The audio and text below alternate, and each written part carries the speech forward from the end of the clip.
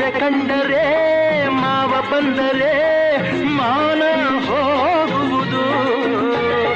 ಅಪ್ಪನು ರೇಗಿ ಕದರಿಸಿದಾಗ ಏನು ಹೇಳುವುದು? ಕದವ ಹಾಕುವೆ ಏನು ಕೇಳಿಸದು.